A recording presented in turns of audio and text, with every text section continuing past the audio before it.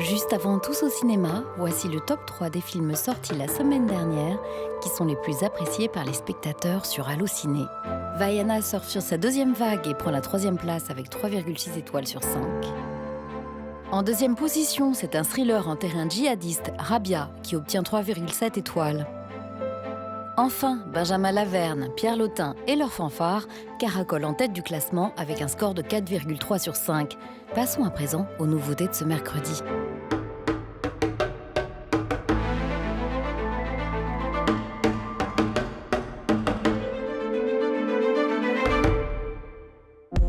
Tous au cinéma passe en revue la totalité des films qui sortent en salle cette semaine.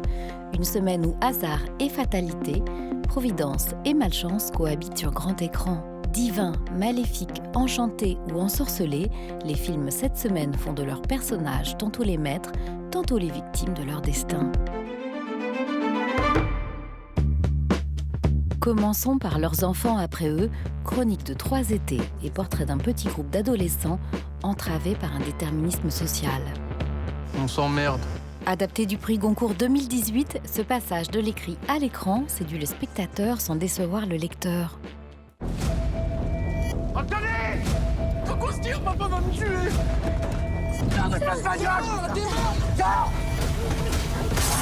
La rencontre avec le livre a été une évidence et on a eu l'impression de pouvoir faire notre film peut-être le plus personnel à travers cette histoire, notamment parce qu'il parle d'une jeunesse qui s'ennuie et qui rêve d'ailleurs. Et je pense qu'on était ces adolescents-là, nous aussi. C'est intéressant, c'est qu'il y a une violence de contexte aussi, qui est la violence sociale, du fait que cette usine a fermé. On est juste après les années 80, après l'idée de l'abandon de la lutte des classes par la gauche. Donc il y a quelque chose où d'un coup la classe populaire s'est retrouvée en fait éclatée. Donc cette violence qui s'exprime parfois de façon très graphique et très forte, elle est circonstancielle en fait. Et ces personnages-là appartiennent à un même monde. Qu'est-ce que t'as fait avec la moto? Quand on est sorti, la moto était plus là. Je suis mort, putain!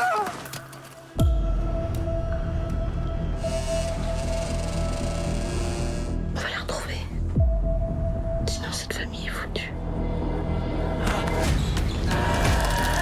Dans cet endroit-là où il habite, où on voit qu'il se passe rien, il a un désir brûlant de vivre une vie, d'avoir du fun en fait, tout simplement, et de kiffer. C'est ça, il y a un sentiment à cet âge-là où tout est possible. Quoi? Ils vous cherchent. Qui ça? Les mecs du centre. Pourquoi ils vous cherchent? Les canoës, on l'a piqué. Mais non. Ce parallèle entre douceur et violence, je trouve qu'il fait partie de la vie, dans les rapports parents-enfants, les premières relations amoureuses, elles peuvent être marquantes, violentes.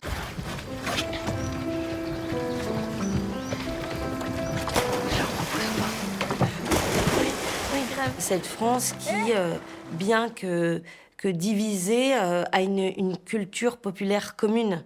Quand on regarde le feu d'artifice du 14 juillet en écoutant Que je t'aime, il n'y a pas un Français qui n'a pas envie de pleurer. Donc en fait, c'était effectivement, moi je ressens ça, ce côté fédérateur, à dépasser ce déterminisme social et à goûter plutôt au plaisir d'appartenir à une terre. Tu veux venir ici, toi? Elle est là toute l'importance du film, de raconter ça et de faire des films là-dessus, pour qu'on essaie aussi d'élargir les horizons pour tout le monde.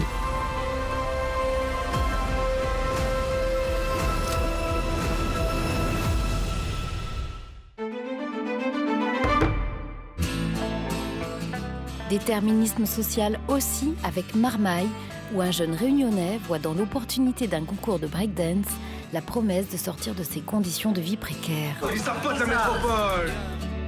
Un film qui prend le pari gagné d'être entièrement interprété en créole.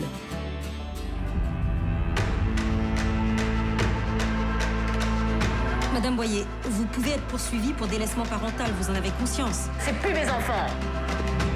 10 ans, on l'a passé à peine quelques kilomètres de nous sans jamais essayer de voir nous.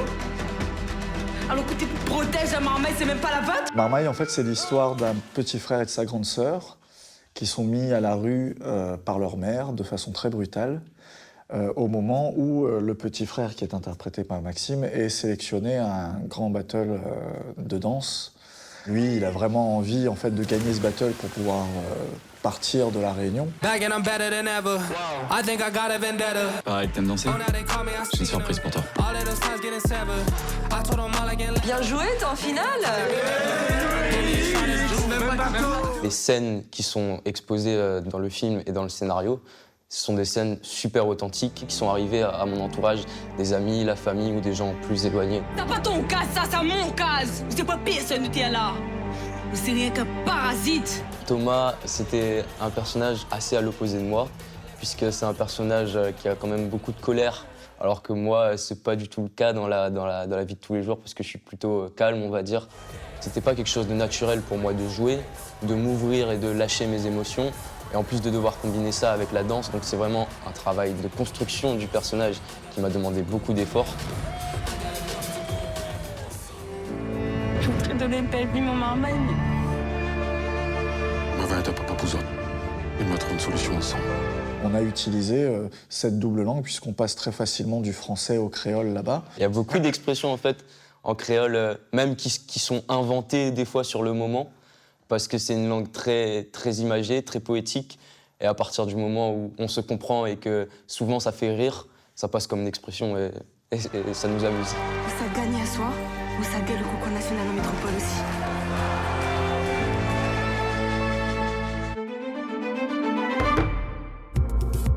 Autre ascension sociale par le sport avec Nico le petit renne, bien décidé à intégrer la sélection officielle du Père Noël avant les fêtes. Un challenge relevé malgré la mystérieuse disparition du traîneau. Où est passé le traîneau? Il a disparu. Sans le traîneau, il n'y a plus de mission. Et sans mission, il n'y a plus de Noël. Deux films que tout oppose prennent l'Église et la religion catholique pour sujet cette semaine. Conclave, huis clos clérical au cœur du Vatican, est un polar qui fait de l'élection d'un nouveau pape un Cluedo en soutane. Well gotten, Lawrence. It seems the responsibility for the conclave falls upon you. Intrigue de palais, enjeu insoupçonné, le mensonge y est pris pour parole d'évangile. No sane man would want the papacy. The men who are dangerous are the ones who do want it. Moins profane, le documentaire Guadalupe, mère de l'humanité, nous renseigne sur un des lieux de pèlerinage les plus fréquentés au monde depuis que la Vierge serait apparue à un jeune Aztèque il y a 500 ans. No temas. Yo soy la perfecta Virgen Santa María de Guadalupe.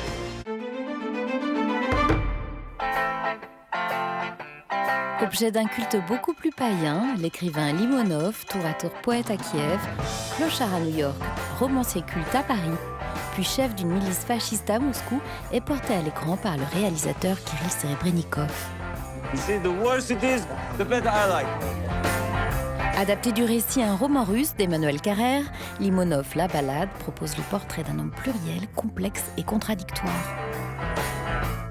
Is it true, Mr. Limonov, that there is only one thing you can write about, and that is yourself? Madness is about to begin. Revolution is what we need. Quand un personnage a de nombreuses contradictions et de nombreux conflits internes, alors il devient dense et complexe. C'est grâce à ces contradictions qu'un personnage devient attachant. Dans la vie en général, nous ne sommes pas animés de conflits internes aussi intenses. Mais Limonov, lui, est comme ça. Il est un personnage métamoderne qui parvient à condenser son passé, son présent et son avenir, et qui mêle à son imaginaire sa réalité. I banged out this piece of pep to make some cash, but the truth is I've never really regarded myself as a man of letters. De plus, Limonov est aussi et surtout un poète qui s'invente une langue. Il agence des mots et utilise un vocabulaire qui ont une influence sur la conscience et les émotions de son public. I'm destined to be someone else. the whole world will be at my feet. I'm either getting famous or assassinated. То, что мы с вами уже говорим. Limonov s'est inventé un avatar. И о Эдуарде Лимонове. Les rapports qu'il entretient avec Eddie, son double imaginaire, restent pour moi une grande énigme. В своей жизни сделать удалось. То есть он сделал свою жизнь максимально интересной. Cette cohabitation est un mystère. D'un côté, il y a un personnage poétique, un héros admirable, lyrique, poétique et délicat. A natural born hero. Don't you forget it. Et à l'opposé, il y a un personnage détestable, mégalomane, pétri de haine et de mépris. On se prend à détester l'un précisément parce qu'on a adoré l'autre. Do you know what's going to turn you into a great writer, Poison? Shoot, Eddie. If you get out now, your picture will be in every newspaper. They call me an extremist, a fascist. But you know that that is not true.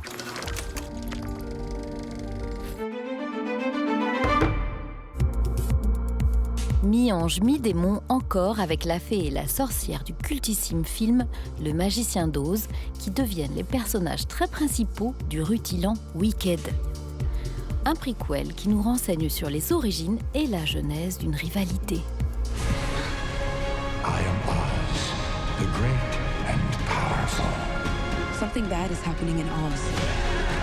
The best way to bring folks together is to give them a real good enemy. Autre rivalité entre le bien et le mal, le documentaire Un Paese di Resistenza chronique le combat d'un village d'Italie ayant accueilli des réfugiés. Un village et son maire accusés par l'État d'avoir favorisé une immigration clandestine. Quando Lucano dice oh, io non ho fatto niente di straordinario, ho fatto incontrare persone senza casa con case senza persone. E qual è il problema? Autre communauté moins rurale mais tout aussi solidaire, 100 000 milliards prend la principauté de Monaco pour décor et d'authentiques travailleurs du sexe pour sujet et acteurs. Une déambulation poétique dont le charme opère sans anesthésie. Je l'ai senti venir.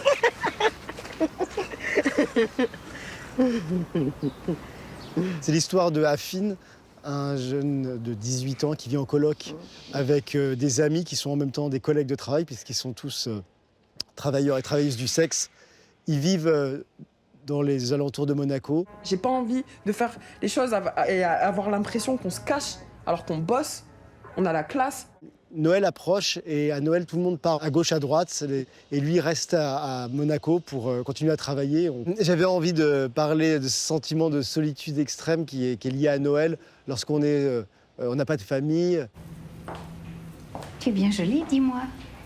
Comment t'appelles-tu? Julia. Tu sais, Julia, fais attention. Les enfants vieillissent vite ici.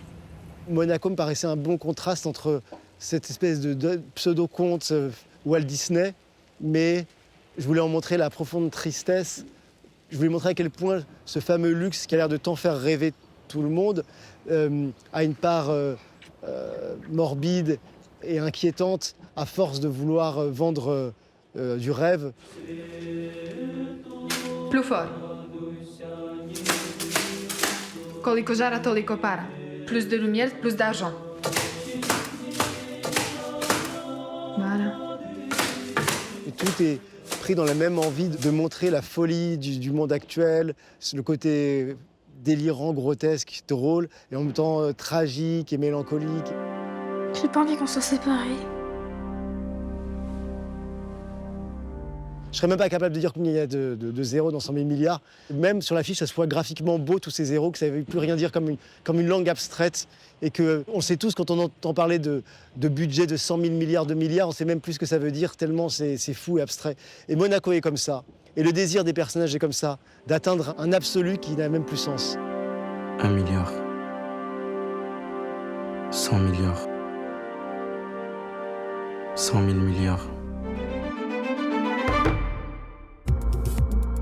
Sinon, 3 films font du voyage, du déplacement et de la distance parcourue une quête de sens et de sensations cette semaine. Daddio d'abord, un huis clos automobile qui réunit Sean Penn et Dakota Fanning dans un taxi le temps d'une course et d'une rencontre salutaire. How'd you meet your wife? She threw up in my cab. Classy. Do you miss her? She was like a summer day, you know? Crossing Istanbul suit lui une femme à la recherche de sa nièce dans un voyage initiatique qui prend la question de la transidentité pour objet même de cette initiation.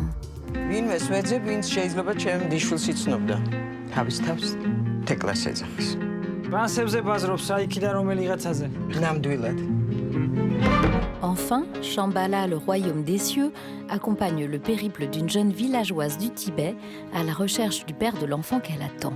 Une recherche en paternité doublée d'une quête d'identité.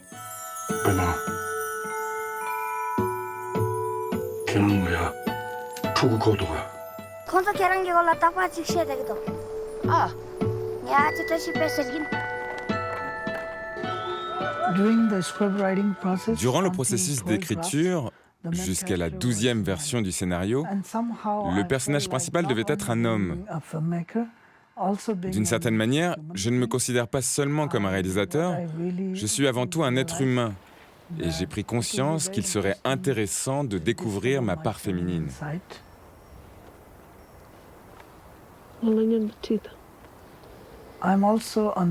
Je traverse dans ma vie le même questionnement que mon personnage.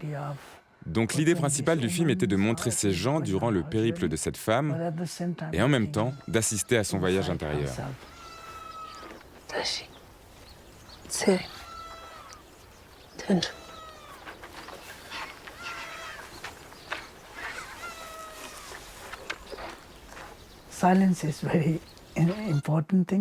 Le silence est essentiel pour moi, et pas seulement au cinéma, mais également dans la vie. Plus vous êtes silencieux, et plus vous êtes connecté à vous-même. Aujourd'hui, nous sommes assaillis par les bruits et les sons. J'adore les sons, mais les sons qui proviennent de la nature, et ceux de votre fort intérieur.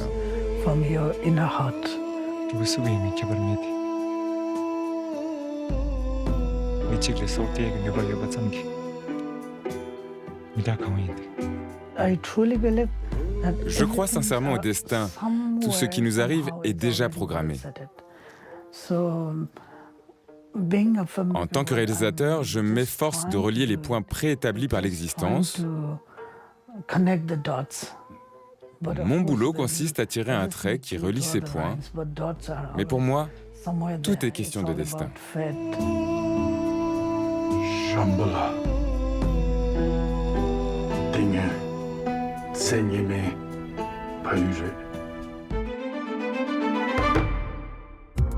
Pour finir cette revue des sorties de la semaine, on se quitte avec un film désenchanté et un autre enchanté. Inspiré d'un travail préparatoire du philosophe Michel Foucault, La vie des hommes infâmes réveille le souvenir enfoui d'un homme victime de ses névroses. Je demande humblement pardon à Dieu et au roi d'avoir commercé dans un lieu baigné de silence et de leur puissante sainteté. Je jure solennellement, dès ce jour, de ne plus faillir à ma famille.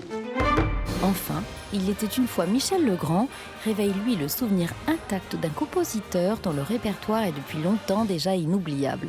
Once upon a time, Michel Legrand. Michel racontait les histoires en musique comme personne. Legrand, il portait vraiment bien son nom. C'était Tous au cinéma, l'émission qui vous a fait voir ce que vous allez voir.